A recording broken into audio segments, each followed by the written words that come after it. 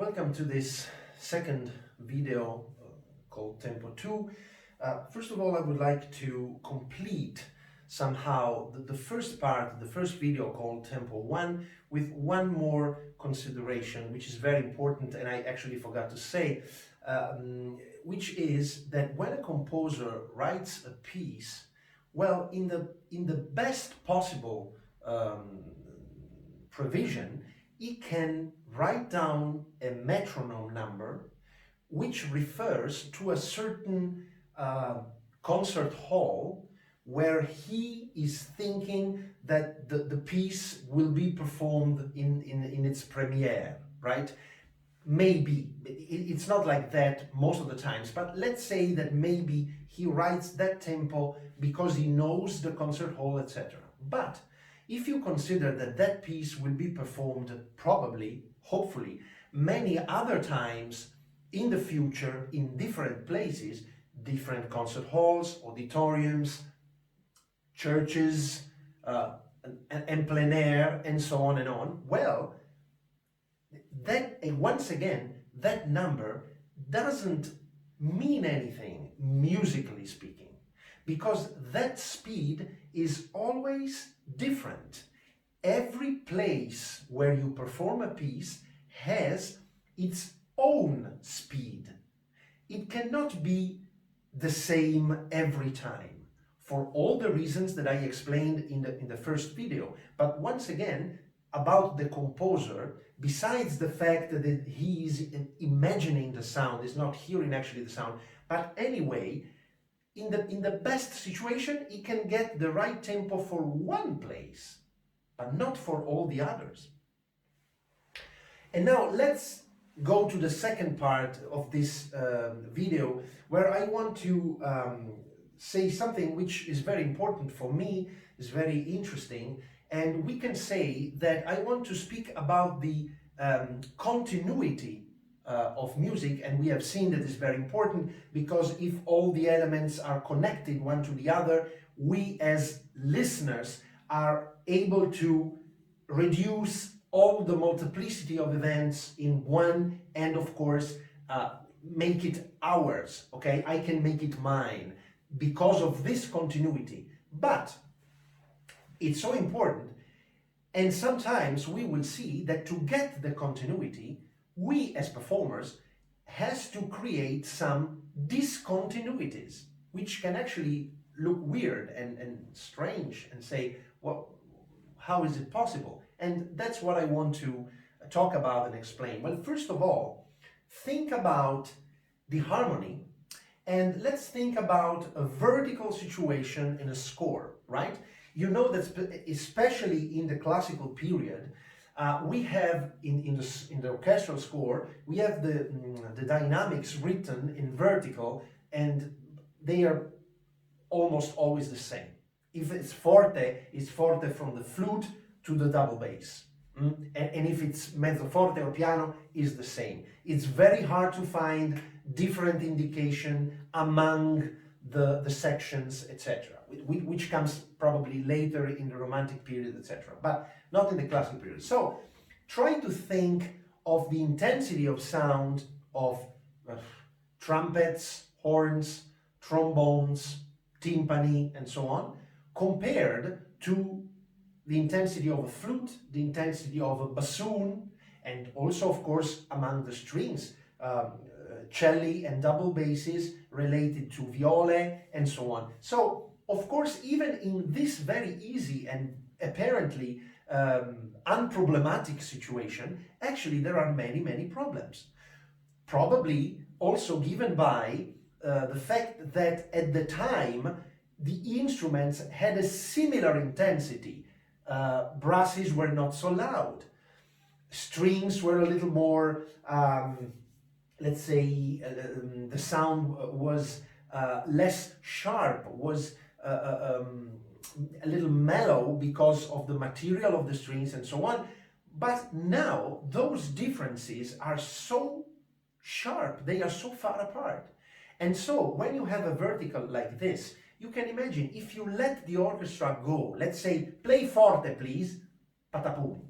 And what happens is that most of the times, someone will be louder than the others and will be covering, this is the most important part, covering things that we should hear, but we are not able to hear because of the exaggerated loudness of someone, or someone is playing too little and we have to push it a little bit. So even if in this easy situation, we have to create a discontinuity, like saying, please, horns and trumpets, play mezzo forte, bassoon, please play a little louder. We have to balance, and this is the way to get back the continuity. Let's think of a very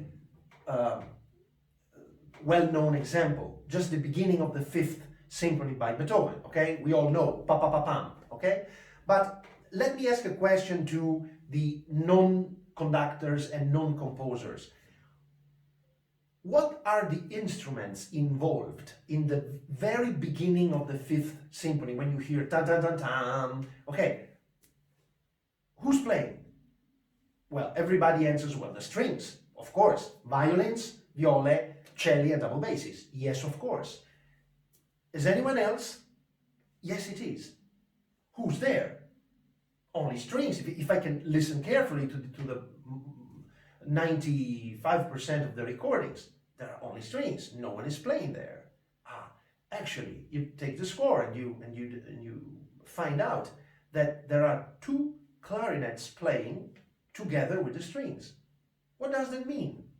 Well, it probably means that Beethoven wanted to add a certain color, a certain timbre to the basic rich sound of the whole strings together, and he needed that little dark tone of the clarinets, which, by the way, are not playing in the higher octaves, but they are just playing in the middle of their register, of their voice. So now we have a big problem here, because Beethoven himself wrote that the two clarinets must play, and it's written fortissimo, clarinets and fortissimo strings. But what shall we do? If we just go with the orchestra, let's play fortissimo, pa-pa-pa-pam, what do we hear? 99% of the times we hear the strings and we don't hear absolutely nothing about the clarinets. Is that okay? Can we just move on to the following bars? Don't think so. Personally, don't think so. Because if they are there, we have to create that balance between the timbre of the strings, which of course must be very with a good attack of the sound, playing at the frog, very intense, but we absolutely have to find a way to enrich the timbre with the clarinets, because Beethoven wanted so. And so if we just let it go, we cannot get that right ensemble, that right continuity. And so as you can see, now we have a big problem just starting at the very beginning of the first bar of the Fifth Symphony, because we have to find a way. And technically we can find a way. We can ask more for the clarinets, we can ask a little less the strings, we can ask the strings to play maybe something like fortissimo external and forte internal, so to create a softer sound in general and allow the clarinets to get in. We can find the technical way to get it, but we have to think about it. We cannot just let it go. Something now not specifically related to the vertical but to the horizontal dimension. Well, let's take Brahms here. These are examples made by Celibidache himself. And just take the third movement of the First Symphony of Brahms. We have this un poco allegretto e grazioso. And we know that the beginning is a very famous tune with the first clarinet almost alone, almost solo, performing this theme. Brahms writes dolce and piano, sweet and piano. And it's almost a solo. We have one horn just having a little melody underneath, and we have the pizzicato of the violoncello, and nothing more than that. So it's a very soft beginning, and you know it goes like this.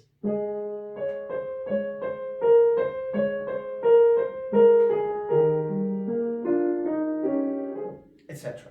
So try to imagine this solo clarinet with just a few, very few instruments that make the accompaniment, and he just plays this line, okay?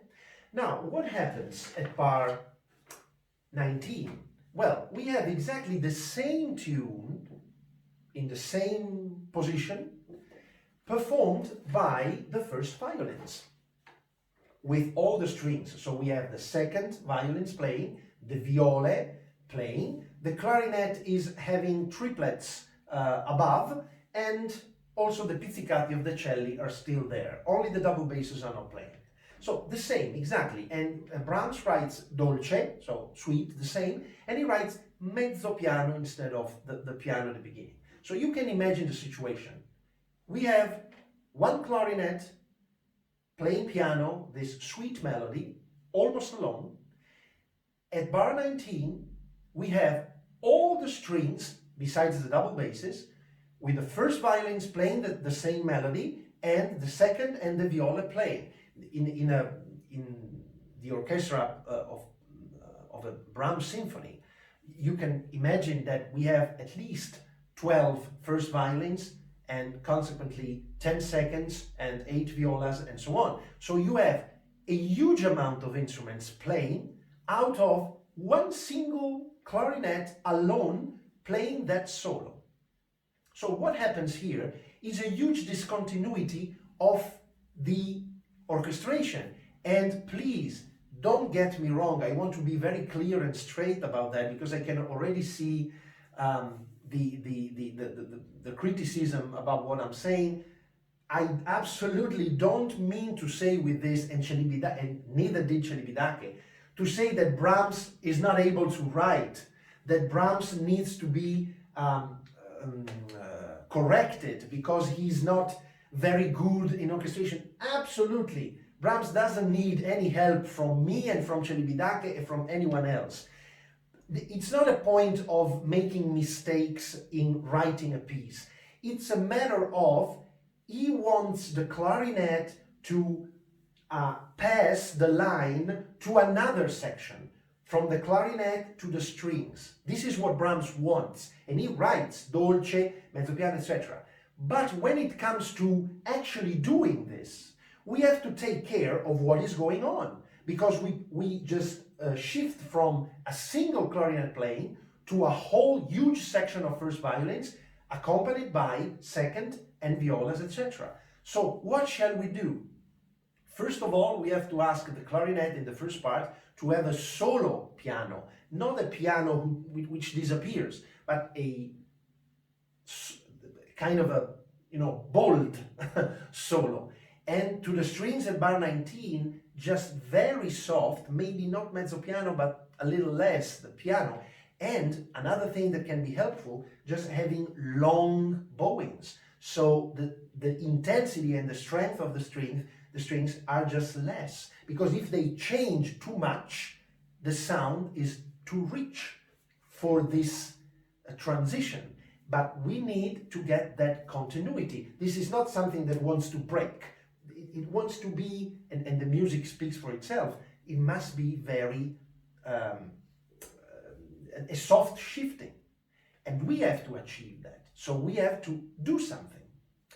Another very interesting point, always in the fourth symphony by Brahms, this time is the last movement, and we get to the super famous theme inspired by the Ode to the Joy, and it comes at bar 61 with all the strings together, with the horns performing this in forte. It is actually poco forte, which is an indication given by Brahms, which says not too loud but very intense, very espressivo, with the left hand of the strings involved. So we actually have this huge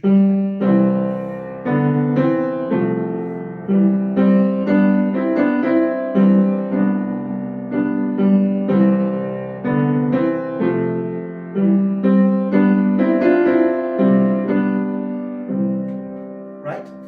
Now, what happens next? Just a few bars later, the same thing shifts to the winds, and specifically to the woodwinds, with always the horns playing, like before. So the horns are somehow the constant, but the strings are just stopping, and they are starting with a pizzicato, all the sections.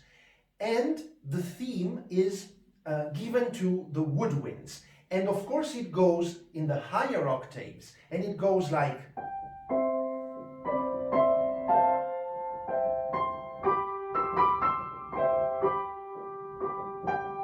etc., etc. So, what happens here? We have a forte in the first, with the strings, and we have a piano written by Brahms for the winds. What happens?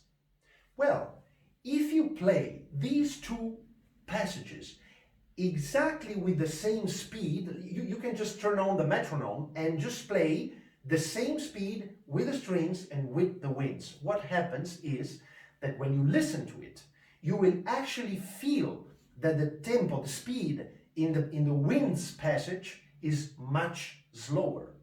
But it's not, because the metronome is there and you can follow it perfectly, you can stick to it, but it's slower. It's somehow a little bit depressing. It's not, the music is not going forth. It's just like stopped, stuck in a way. Why so? Well, because in the first time we have the whole strings section playing with a forte, very espressivo, left hand with the horns, and then we have only the woodwinds with a complete different timbre, and in the higher octaves they are much more, they are weaker, they are more subtle, and they are just going up there.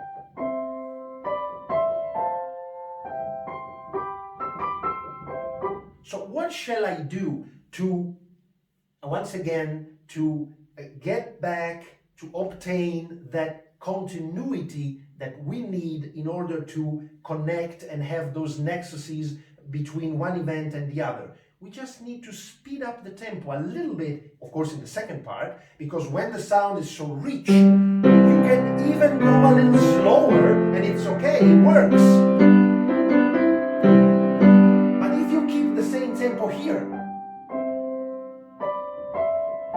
you hear, it's immediately, oh no, it doesn't work, you are slowing down. No, I was not slowing down, I was playing at the same pace. But if I speed it up a little bit,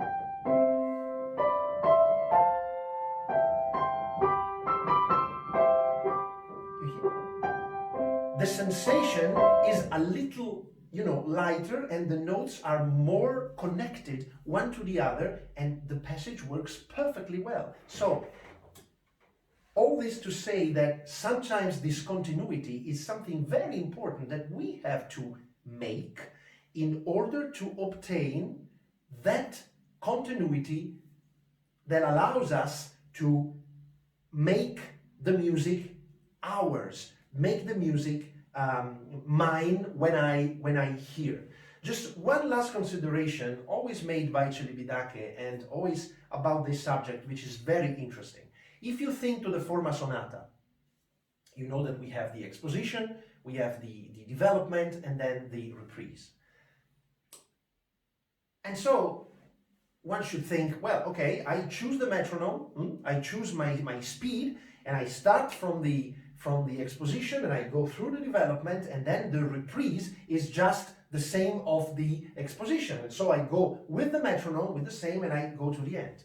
Well, when you hear the exposition, you actually hear for the first time the first theme, the bridge, the second theme, the codette, so-called codette, etc. Then you have the development, and it's,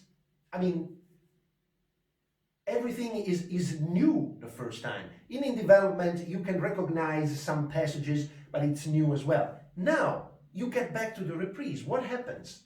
Well, you have the same theme first, most of the times same bridge, the same second theme, but in the same tonality, because in the exposition, there's the modulation.